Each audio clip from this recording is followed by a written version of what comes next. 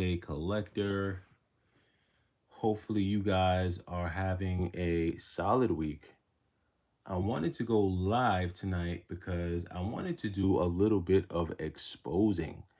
I did a little bit of an experiment on my channel, and I think I've been able to kind of expose a little bit of hypocrisy that you tend to see in the retro game community, at least here on YouTube. And I want to talk about it. Also, I want to talk about five Nintendo Switch games that I think are going to become harder and harder to find in the wild. And in the wild, when I use the term in the wild, I'm referring to big box retailers like Target, Walmart, um, Best Buy, GameStop. I think these are games that came out on the Switch 1 where a lot of time has gone by, and these games are going to become more and more difficult to find. Jack Bat, what's going on, man? Yeah, yeah. So I'm really just talking about five Switch games that I think are going to be more difficult to find in the future. So I'm going to be showcasing these, and we can have a discussion, a live discussion. But I also want to talk about a little bit of hypocrisy when it comes to some of these fake retro gaming purists that you see out and about in these YouTube streets. So, just a little bit of a discussion tonight that I think would be interesting for fans of the channel and anyone who's interested. So, I usually like to give about 2 minutes for folks to join, and then we're going to dive into it. So, we can go ahead and get started now. So, five games that I think are going to be, hey, what's going on, Kino? How you doing? Easy Gamers, what's going on, bro? Easy, I'm not talking about you, bro. But we are going to talk about that. We are going to talk about it. But before we dive into that, I want to talk about five Switch games that I think are going to be harder to find, especially after this year. You're not able to see them. I'm not seeing them as much anymore in stores when I go to different stores, like, big box retailers. I'm not referring to like eBay. I think you can find almost anything on eBay real easy. I'm just talking about going to a local Target, Walmart, Best Buy, GameStop. These are games that you used to see. You probably won't see them as much anymore. The first one is going to be Ease 8. I'm a fan of the Ease series. I really didn't get into Ease like, the 2D version of Ease. I think I got more into the 2D version of Ease later on. Sorry, I got into the Ease series with the PSP, so with E7. And then once I got my Switch, I started playing Eve's Origins, and that was like during COVID time, so I was a big fan of that. And then when Ease 8 came out, I really liked the open world hack and slash feel. But I think this one is going to become harder and harder to find. I'm just not seeing as many copies of this game just, out and about like that. So this is one that I think will be harder to find as time goes on. The next one that we have here is Attack on Titan 2 Final Battle. Now, Attack on Titan 2 is not rare by any means. Attack on Titan 2, there's a lot of different ways you can get Attack on Titan 2, but you'll most commonly find like Attack on Titan. Um, you'll commonly find Attack on Titan. You'll find Attack on Titan 2, but you won't find Attack on Titan 2 Final Battle. This is the version that has all of the DLC on it. So if you are able to, find this version, I say go ahead and snag it, because I don't really see this version of the game out and about that much anymore. But the Attack on Titan games are pretty cool. I really like them. So this is another one that you won't see as much. The next one is Astral Chain.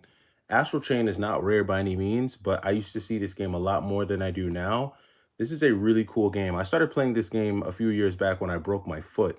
This game has a really interesting story, and during one of the Nintendo Directs that we got like over the summer, when they announced the sequel to Daemon X Machina, I swore that they were announcing a sequel to Astral Chain. So I got really excited.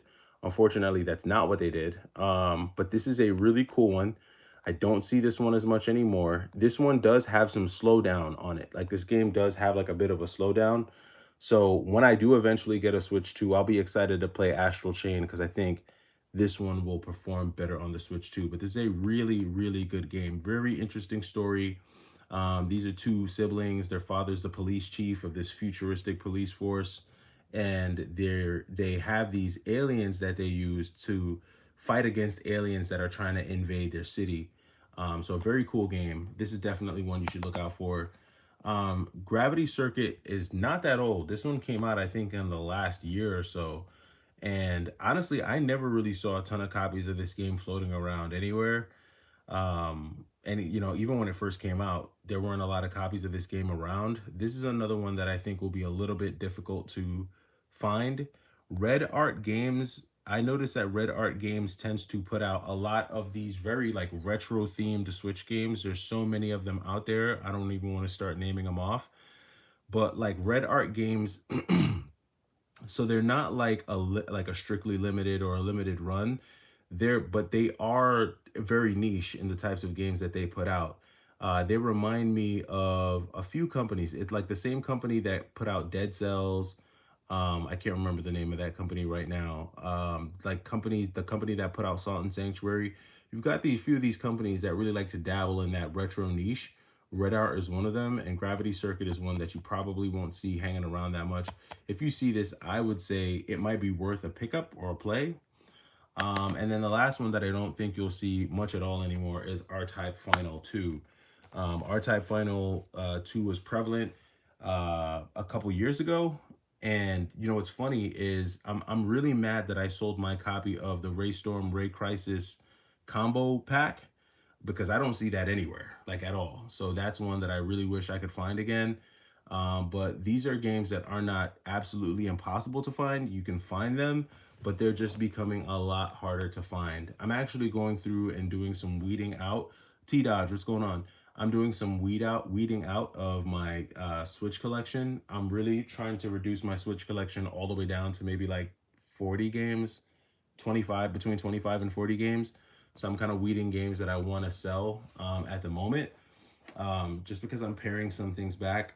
There's probably going to be a big move coming up, and I don't think I'll be able to take all my games with me where I'm going. So I need to start preparing, and so I'm curating. I'm doing it slowly, little by little. I'm not trying to be in a position where I have to do a major, massive sell off. So we'll see. Ultimately, what I'd love to do is condense a lot of my games down and flip them into one really expensive game. So a couple games that I have on my hit list, KO Flying Squadron for the Sega CD. So easy gamers, if you run into any of these games, keep me in mind. I've got a whole box of Switch games that I'm willing to trade for these games. KO Flying Squadron on the Sega CD. Hagane is another game that I've got on my wish list. Um, a complete in box copy of Super Turrican 2. Um, a few, you never know. I might be easy. I might be. So there's a few there. So just be on the lookout for that. There's more to come with that. Now, I want to get into this conversation about what I think are fake retro game purists. And um, oh, Dusk and Elysian Tale. Yeah, I have that one too. It is pretty expensive. It's not the most expensive. Like I noticed he had Steriden Binary Stars up there. So I have those. Like I have like Dusk and Elysian Tale. I've got Steriden Binary Stars. A lot of those really expensive Switch One games were those early releases from Limited Run and Strictly Limited. So like Vasara Collection, Steriden Binary Stars, Freedom Finger, um, you know, there's that one with like the wolf. I forget what it's called. Oh, something Generations. I can't remember the name of it, but it's almost like Okami. It's like it plays like that. So yeah, he highlighted a lot of that. But I want to have this conversation about fake retro gaming purists. So the other day I put out a video highlighting PlayStation 4 games that I think are approaching Grail status. And in that video, I talked about 10 games that I thought for the PlayStation 4 that eventually could get to that level. And that video is on its way to about 9,000 views, which for me is a lot of views. My views typically average between, maybe 1,200, 2,000 views. And that's a video that got a large amount of views. And of course, whenever I have a video that highlights rare or expensive games, I always get these fake retro gaming or video game purists who get mad when anyone talks about rare or expensive games. And so I made another video talking about how I don't think that YouTubers impact retro video game prices the way they used to. What's going on, Charles? I'm not saying that they don't impact retro game prices at all, but they just don't impact them the way that they used to. And of course, I got some comments and things like that. So I said, you know what? Let me try something. Let me see something. And earlier today, I put out a video talking about these 6 Super Nintendo games. And Easy Gamers, I did see your comment. I saw you commented on that. It's been pretty busy, so I need to catch up to my comments. It's been crazy busy for me. A lot going on in my life. So I apologize for not being able to get to all the comments, but I will be getting to the comments. But anyway, I put this video out earlier talking about these 6 games. And what happened was pretty much what I knew was going to happen. One, the video did not get the same amount of viewership in the same amount of time. When it came to the PlayStation 4 video, after 10 hours, I think that video had already hit like 2,000 views, right? My Super Nintendo video talking about cheap and easy to find games probably hasn't even hit 500 views, right? And those same people who come into the comments and get mad and bark when you talk about rare expensive games, those people are nowhere to be found. Like nowhere to be found when you highlight the cheap and easy to find games. And I think it's because those people don't really care about the cheap and easy to find games. I think that when you're someone who talks about rare or expensive games, I think it triggers some of these commenters who pose like they're retro gaming purists. They pose like they're just about the gameplay and all this stuff, or they pose like they want the landscape of retro gaming to return to where it was, where you could find great games for cheap. They act like that's what they want, but when you start to talk about that and you highlight that, they go ghost mode. And so I think I'm starting to feel like people who, it's okay to have that stance. Like, I don't think there's anything wrong with have whatever stance you want to have. But the minute you start to speak up and, voice your opinion, now you open yourself up for feedback in the other direction. You know what I mean? And so I feel like these people who wait for someone to make a video talking about rare expensive games just to get mad in those comments, it's starting to look like a cry for attention. That's what it's starting to look like. You're starting to look like a person who, because you probably know that depending on the games that are going to be in that video, it's like they know it's going to get attention, and so they're just looking for a reason to be upset. And I think you have a lot of fake retro game purists out there, people who act like they care, but they really don't care. Either that or they're just triggered. Now, I could look at an Easy Gamers video and see him buying copies of Misadventures of Tron Bonne for $20. And, I could see him picking up, I don't know. I think Easy Gamers had one, I think you had a video where you picked up like a huge tote of games. And in that video, you just had, I don't know if you know which one I'm talking about. Um, yeah, Jack Back, go read some of those comments, bro. Like, don't get me wrong. Listen, I think I have like the greatest audience and channel members out there, because I feel like on this channel, a lot of the people who follow my channel are level-headed. You guys are independent thinkers. You don't let a random person on YouTube. Dan, what's going on, man? I'm having a heart to heart with the channel, bro. That's what's going on, Dan. We're having a heart to heart. You know what I mean? We do these every once in a while. And I like to do it in this format because then you guys can give me your comments in real time and I can respond to them in real time. But I think I have a really good channel subscriber base. And so even if I say something that my channel members don't agree with, they're smart enough to like eat the meat and spit out the bones. You know, they're like, you know what, right? Y2K was right on this, but I don't agree with him on that. Or Y2K got this right, but I think Y2K is a little off on that. And I think that's just a demonstration of emotional intelligence. But you've got a lot of folks who are part of the community that are just not emotionally intelligent. And I think a lot of their self-worth is built into their retro gaming collection. So, you know, if you're a person who has like 5,000 games, but they're all like Wii shovelware games and like you know like shovelware PS3 games and horrible 360 games, and then you get a guy like Easy Gamers who drops a video where he's showing you like the $1,300 lot. So then you get a guy like Easy Gamers who shows you his $1,300 pickup that's really worth like $10,000, and he smokes your whole collection in one video.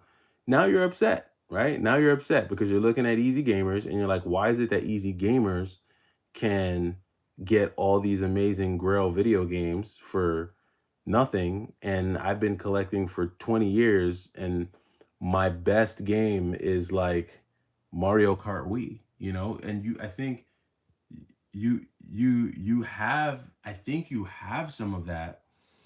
And I've always been the type of person who like if someone's doing something well, like if someone's crushing it, then I want to see what they're doing so that I can start to crush it too. You know what I mean? I want to see what it is they're doing that's helping them win, you know? So like I know if I'm ever in California and I want to go game hunting, Manuel, what's going on, man? Um, you want that Batman Forever?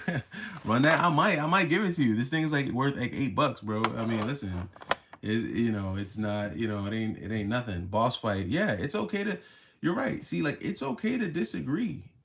And I think like you have people who are afraid to take to have a take on something. You know what I mean?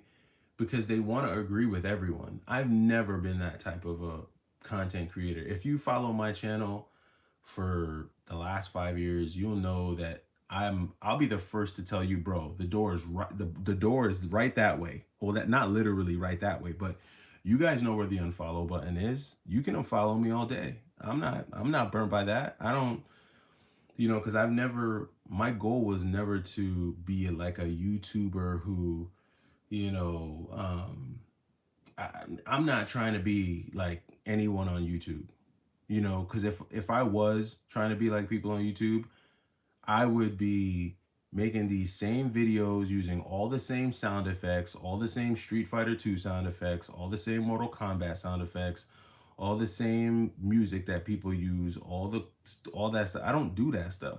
I don't do that. This is what you get from Y2K. This phone aimed at game. That's it. You know what I mean? That's all. That's that's that that's all you get here. You get on this channel, you get man with phone and hand at game. That's it. And you know what? We're at 8K. We just crossed 8K. So 8K rather. So shout out to you guys. Shout out to the Y2K crew. You guys rock. Hold on, let me catch up to some of these comments. Run that Batman. What's good? I think I said what's good to Manuel already. Do you sell on? No, that's the other thing. I don't sell to my channel. Like I oh, sorry. It sounds like there's some folks outside having a strong conversation.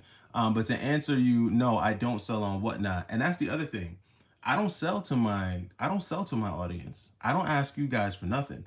Like I think a month ago I started doing channel memberships, and I put it out there because I wanted to be able to connect with my audience a little bit closer. Like I know, like I've gotten comments in the past like Y2K, why don't you show your face? Why don't you this to that? Blah blah blah blah blah.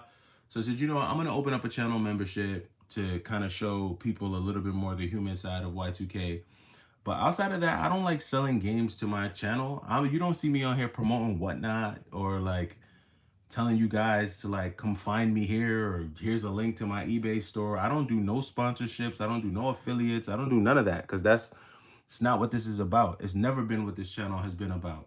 This channel has never been about that. This channel started during COVID, when I was getting ready to have my first daughter. And I remembered the stress of knowing that I was going to have a kid during COVID. The panic. I was panicking because I was like, damn, if I have my kid in the hospital, there's a chance she could get COVID. And I was so stressed that at that time, the only thing that would really calm me down was video games. It was like weird. Like, oddly enough, that's what got me started, like really diving back into video games. And like right before COVID, like the years leading up to COVID, I had reconnected with some friends from high school. One friend in particular. And me and this friend, when we were in high school, we always played Marvel vs. Capcom 2, like religiously. Like, we played that game so much, we would enter local tournaments in Capcom 2. And at that time in high school, I was so nice in Capcom 2 that I was one of those guys who knew how to do the glitches, like the infinite combos and stuff. So leading up to COVID, I was playing video games all the time. And then I started the channel because I knew there were probably other people. Like, yo, there's probably other people who are home too, just playing video games. Maybe they're starting to collect or whatever. And that's how the channel started. So I'm saying all that to say, like, this has always just been a means for me to connect with people. And it's really not about me. Like, I don't want to be famous. Like, if I wanted to be famous, I'm not ugly. I can guarantee you that. I'm actually very handsome. But like, I mean, it's not about looking at me. It's never been about looking at me. It's never been about me being famous. It's always just been about, yo, look at the games. Like, look at the games. Let's talk about the games. You know, you guys could put me onto games. I could put you guys onto games. So that's what it's always been. And that's a really long answer, Dan, as to why I don't sell on Whatnot. I don't sell on Whatnot because I don't believe in I'm not at a place where like I'm trying to sell anything to my audience. I'm not trying to sell you guys nothing. I'm not trying to sell you nothing. I'm not telling you to subscribe. If you choose to subscribe, that's on you, bro. Like, I tell people, I always tell people, if you subscribe at your own risk, because I guarantee you there's gonna come a day where I'm gonna say something that might piss you off. So I don't want, when that day comes, that you get mad at me because I told you to subscribe. No, if you subscribe on your own, that's on you. So if I say something that makes you mad, go get mad at yourself, because you chose to subscribe yourself. Nobody told you to subscribe. I didn't tell you to subscribe. You subscribed at your own risk. So that's always been my philosophy on YouTube, and that's just kind of how I do it. So that's a long answer, Dan, to that. Easy Gamer says, I got a lot after that for, I think, 500. I can't remember all the PS1 girls. It's hard work, but mostly it's how you talk. I've got people to pull out stuff after 15 minutes of talking to them. Most don't linger. Yeah, man. For real. Joe Tremonte says, I came into an unfollow message. What clown showed up? Yeah, no. No, we're just talking, man. I was just talking about an experiment that I did over the last couple days, where I made one video talking about rare and expensive games. That video blew up. Then a few days later, I made another video talking about cheap and easy to find games. And it's crazy because the retro gaming purists out there that love to comment, they never show up for these videos. They're not hyping these videos up. They're not. And when I say hyping these videos up, like when I make a video game, when I make a video talking about cheap and expensive games, if you're a person who's looking for that type of content, then I would think that you would go into that video like I have a person who follows me. He comments all the time. I think it's ScourDX or ScurDX. He went under that video and actually added about 5 more games that are cheap and inexpensive. That's the type of thing we should spark. If I make a video like that and you're like, damn, no one's talking about cheaper or easy to find games, you should be going in the comment section and adding to that conversation. Like, you know what, Y2K, you missed this game. You got these 5 games over here that are also really cheap. You should try this game. Have you played this? You know how many games I have in my collection from people telling me Y2K, go buy this game, or Y2K, you should check this game out. That's happened a lot on the Switch. It's happened a lot on the PS3. Um, it's happened a good amount on the PS2. You know, people put me on the games all the time. So, you know, that's what it is. DJ Killzone, what's going on, man? What's going on, DJ Killzone Jones? Charles, Y2K, remember the crazy free CIB copies of Tales of Concerto I got? I traded it yesterday for Demon's Crest, Ogre Battle 64, Final Fantasy 2, Bazooka Blitzkrieg, and Super Metroid? Damn, you got a killing. Sheep, all of that for Tale Concerto? How much is Tale Concerto right now? What is that like? I know at one point it was like $500. How much is that game right now? I know it was expensive. I just don't know how expensive it was, but I know that was an expensive game. But damn, you got all of that? Man, you cleaned house. I'm not even gonna lie. You cleaned house. Robert M, what's going on? Dan, just wondering. 90s Fresh, what's going on? Joe, thank you for the membership, bro. Appreciate it. DJ Killjones owns, keep up the mystery. You know, it's funny. Somebody said when I hit 1 million subscribers, I should do a face reveal. I thought about doing a face reveal at 100K subscribers. I was like, should I do a face reveal? I don't know. I don't know.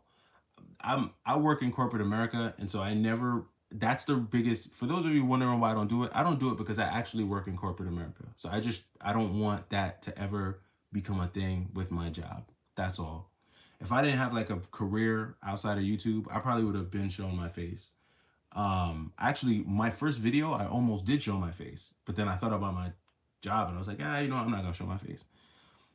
Easy Gamers, my last video, I crammed gameplay from 3 games. My opinion, I collect, resell, show how I do, some parenting, tech, etc. all in one video.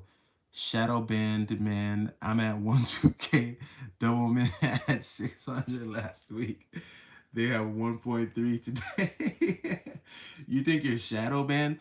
No, look, I think part of it is the YouTube algorithm for sure. Like if you're not in the algorithm, you're toast.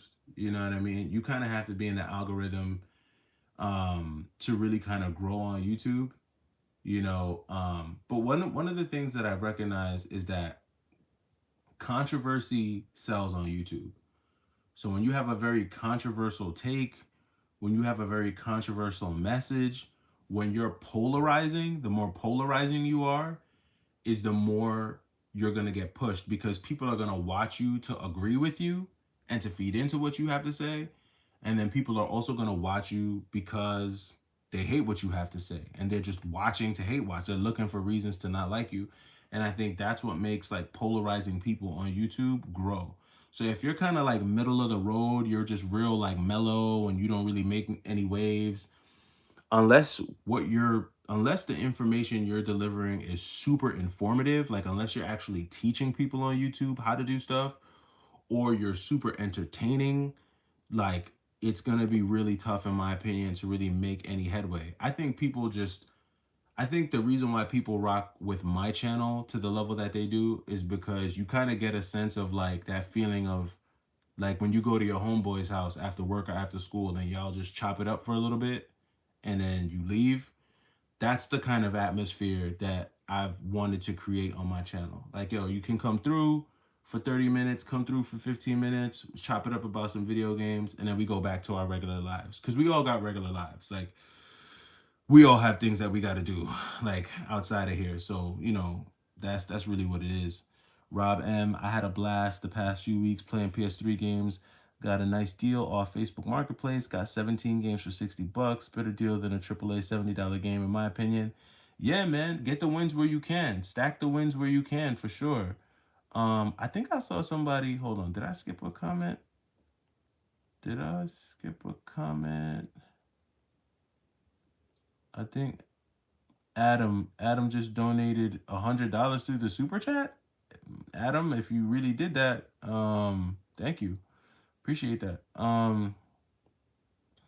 Let's see, Easy Gamers. Eli was born during COVID. Yeah, man, you got a lot of COVID babies out there. Dan, I had my third girl during COVID and she was hospitalized for 2 months. Damn, bro, my heart goes out to you, Dan. I didn't know that. I had a little girl too, bro. I got 2 little girls. That's not easy, bro. As a parent, dealing with that, that's not easy, you know. I had my daughters in my house. We did home births for both of my kids. That's me exposing to y'all. I'm showing a little human side of Y2K. Both of my daughters were born at home. And my first daughter, the reason why we had her at home was because we were scared of COVID. So, and I remember when my daughter was first born, um, I remember the 3 games I played when my daughter was first born was Val Faris. I would play Val Faris every day. I don't know if you guys ever heard of that game, but Val Faris is really dope. It's kind of like a run and gun shooter. Think Contra meets like heavy metal. Like it's like heavy metal, and the main character kind of looks like Lobo from Superman in a way. Um, uh, so, uh, so that one was cool. So I played a lot of Valfaris. I also played a lot of, what did I play? Katana Zero. I keep telling you guys, if you guys have never heard of Katana Zero, you need to. I don't care if you leave this live right now. You could jump off this live and leave right now. Go and download Katana Zero and then thank me later. That is a very good game. Katana Zero is like, it's like, man, it's like the butterfly effect meets the Matrix meets Samurai Showdown. It's meets like Beautiful Joe because there's a time slowdown aspect to it too. And the story in Katana Zero, in my opinion, is more intriguing than the game. And I have a short attention span, which is why I don't play a lot of RPGs. Like a game has to be really interesting for me to care about the story. Katana Zero is one of the few games that the story is more interesting than the game, bro. Like, take my word for it. If you like hack and slashers, if you like 2D games, and then for a 2D game, it's super mature too. There's like very mature themes in the game, like taking drugs, just all kinds of all kinds of stuff. So Katana Zero, like I said, I don't care if you jump off the live and go look that game up. That's a very good game. You will like that game, Katana Zero. Easy Gamers. He says, I came with my son because had nobody to watch him. We drove her to the hospital. When I arrived, they wouldn't let me in because I had my son, only one allowed. So I had to hold my wife. Didn't. Damn, that's crazy, Easy. I did not know that. That's wild, bro. Man, but you know what? Everything turned out okay, man. You got 2 healthy boys. So I think you got 2. I think you got 2 boys, right? Yeah. You got 2 healthy kids, man. So, shout out to the doctors that day. Shout out to your wife. She was a trooper. She pulled through. So shout out to her. She did all the work. Jack Bat, it's about the games. Yep, it sure is. Well, I don't know what happened there. Sorry, I fat fingered the camera there. It's about the games. It sure is about the games. George Monte, I'm handsome. Yeah, nah, that was funny, right? That sounded crazy. I'm like, I am handsome. But I am though. Like I know a lot of people be like, oh, he doesn't show his face because he probably looks like Quasimodo. Nah, bro. I'm actually kind of fly. I just don't want to show my face. My only thought is where did this shmup he found come from? Oh, R-Type Final 2? R-Type Final 2 is a pretty good one. It's decent. I mean, it's not the best R-Type. There's been a lot of R-Types out there. I still think R-Type Delta is the best though. Either R-Type Delta or Super R-Type on the Super. Actually, R-Type Delta and Super R-Type 3 are actually both pretty good. T-Dot, salute chat. Y'all take it easy. Got to get back to work. Hey, man, get that money, bro. Grind, grind, grind. Get the bread. These are tough times, man. These are tough times right now. Game collecting isn't easy. You really got to hustle. You really got to hustle. I think I'm going to sell my GameCube collection and only collect for the Genesis and SNES. Easy EG6. Hey, I told myself that I think I'm gonna sell my entire Switch collection. That's really what I think I'm gonna do, to be honest. My Switch and my PS4, my PS3 and my 360 collection. I honestly think I'm gonna sell all of it. Like these are some of like the only, like I've got some of my limited editions here. You guys remember when this came out? Battle Axe Badge Edition, like a top-down action adventure game. I don't know if you guys remember when this dropped, but Battle Axe was one I was gonna get rid of. I know you guys know this game. Shakedown Hawaii for the Switch Special Edition. Whoa.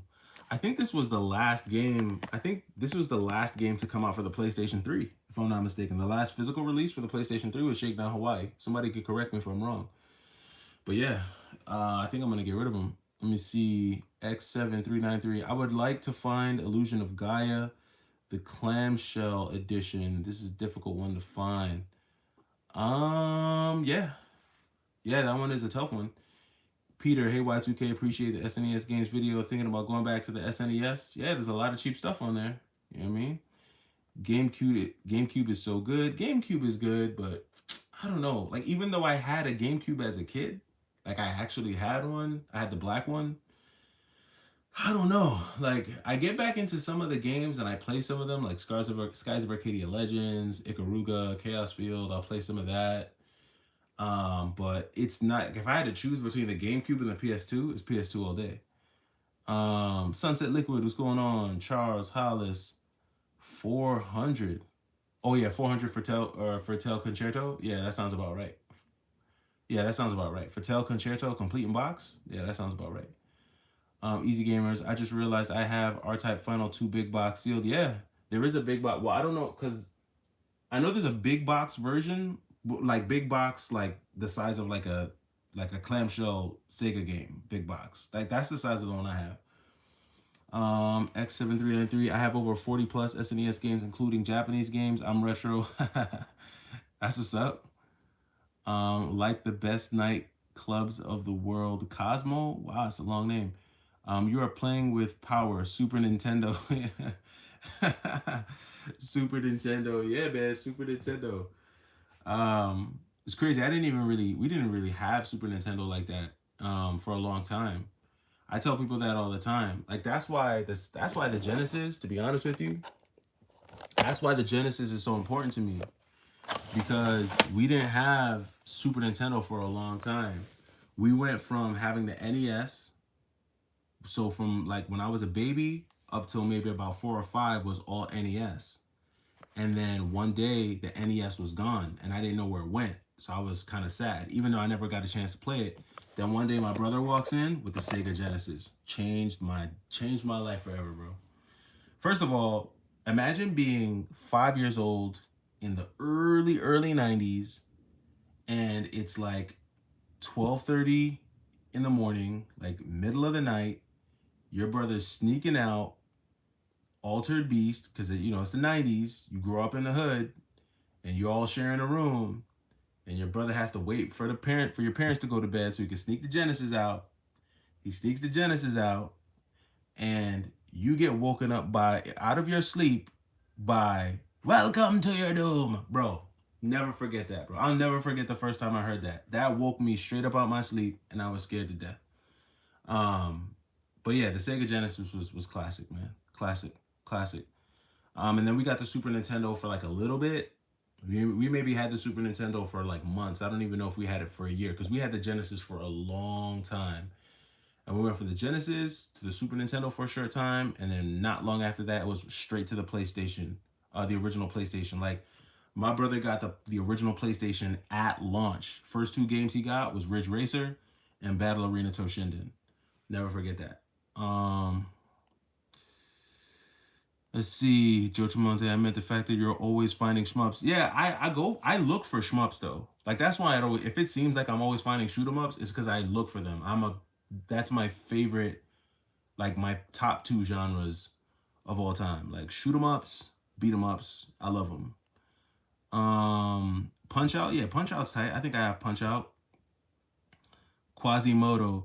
Curious if there's any racing games on Switch that's rare. Cruis'n Blast, probably the only one I could think of. I don't know. That's a good question. I don't know.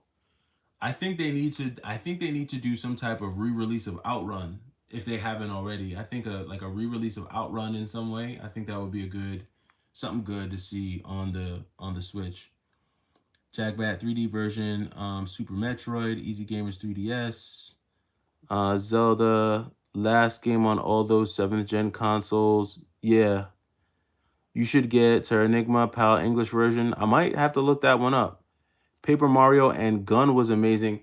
Yeah, those are some good games. If you're talking about the GameCube, those were some good games. You know, it's kind of, Like the GameCube is funny, man. Like I treat the GameCube and the original Xbox the same way in that like I never when I collect for those consoles, I'm never setting out to like actually complete them. I just want to kind of get them, and whatever games really stick out to me, I'll pick them up if I can for a reasonable price. Mega Turrican, yeah, I recently saw a copy of Mega Turrican available mint condition, but they wanted a little too much. I couldn't pay it. Super Castlevania, Game of the Year, Strider. Yeah, Strider's a pretty tight game for sure. Ja Ja Ja. Ja Ja Ja. Where you from? You from the Bronx? Where you from, Cosmo? Only play Genesis at my friend's house. Always found that controller weird. You know what? I've heard that, especially the 3-button controller. I know a lot of people don't like the 3-button controller, but like I said in my video earlier, that 6-button controller, especially when you're playing a game like Street Fighter, is clutch. Bro, the 6-button controller is clutch, and I'm gonna tell you why. Because when you're playing Super Street Fighter on the Super Nintendo, your heavy punch and heavy kick are on the trigger buttons, the left and right button. If you're trying to do like a combo, that can be kind of clunky. But on the Sega Genesis, because you have all three, now I'm talking about the 6-button Sega Genesis controller. When you have the 6-button controller, way easier to pull off moves, way easier to pull out attacks. And I know that they did a Street Fighter Alpha. There was Street Fighter. The one thing I'm mad about, and somebody can let me know if I'm wrong on this, because I know there's a Street Fighter Alpha on the Super Nintendo. Did they ever put Street Fighter Alpha on the Sega Genesis? I don't think so. I don't know if I don't know if the Genesis could have handled that type of a game. I don't even think the Genesis could produce the sound quality good enough for that game because the Super Nintendo could barely do it. But I can tell you right now, Street Fighter Alpha on the Genesis would have been bonkers with that 6-button controller. It would have been nuts. Ralph Taylor Persona 4 Golden is rare right now. Which one though? Is that for you talking about for the Vita or for the PlayStation 4? M2 did Sega Ages Outrun release on Switch? They did do that. Good emulation with a few added features. I gotta look for that. I didn't realize that. I didn't know they did that. Yeah, I'm gonna have to look for that. JLFC Fire MC. I was always the dwarf in Golden Axe. I always use the girl in Golden Axe. I always feel like the girl characters in like Golden Axe, Streets of Rage, I feel like they make them very balanced. Like they're strong. They're not super strong, but they're strong enough. They usually are fast enough, and they usually have enough agility. So like they're balanced. Xbox was my Halo player for 4-player couch co-op. Yeah, I was never really into the Xbox back in the day, except for Madden. I would go to my boy's house and play him in Madden. This would have been like what, Madden? Oh man, this would have been like Madden 04, like the Michael Vick days. Michael Vick was the cheat code. If you played Madden back then, you know exactly what I'm talking about. The Falcons back then, you want to make somebody mad in Madden? Go pick the Falcons back in 04. Oh yeah. Oh yeah. Dudes is getting mad because you were running with Michael Vick all day and he didn't get injured because Michael Vick in that game was crazy. Like your man had 99 everything. And I actually went back and I was watching old footage of Michael Vick. Yo, Michael Vick was a mutant on the football field. Like it's crazy. Just thinking back to that, it's kind of nuts. It's Soul Blazer, then Illusion of Gaia, then Terranigma. I had to buy an English from Germany for 300. Dang, that's crazy. I love Golden Axe, Houston, Texas. The 6-button is love. Yeah, the 6-button controller was really good. They made that Capcom Soldier Pad controller for the SNES. Oh, I didn't know that. I have to go look that up. I didn't know that easy. Polynomial. I like that name. Isn't that like a math term? Polynomial? What is that from, like algebra? Sega Ages Outrun is eShop only. Wish it would get a physical or compilation. Oh, nice. Nice. I'm gonna have to look for that. Sleepy Twig, what's going on? He was the cheat code. For sure, man. Lordy, show, all killer, no filler. Very good 90s. From Lordy, Zombie Ate My Neighbors. Yeah, man. Yeah, man. Listen, look. This went longer than I thought. I was going to make this live video about 30 minutes, but y'all came in and y'all were chopping it up with me. Ralph Taylor, the next rare game on the Switch is Star Ocean First Departure R Physical. You talking about the one that Limited Run is coming out with? I think I saw that. I saw the gameplay on it. It was gameplay looks all right. I think my next modern pickup, because like I said, I'm really trying to get out of the Switch. But if there was one more Switch game that I was gonna get, it would be Eartheon. Eartheon is looking like an amazing shoot 'em up, but I don't think I'm gonna get it physical. I may download it. I don't know if it's available for download yet. I don't know if the physical and digital release date are the same, but that's one that I do want to get. I do want to get Eartheon, but yeah, guys and gals, and anyone who joined, I appreciate y'all tapping in. It does it for me. It's Tuesday. Hopefully, you guys have a great rest of your week. I will be back with more videos throughout the week, and I'll catch you in the next one. It's the Y2K Collector. You guys have a good night.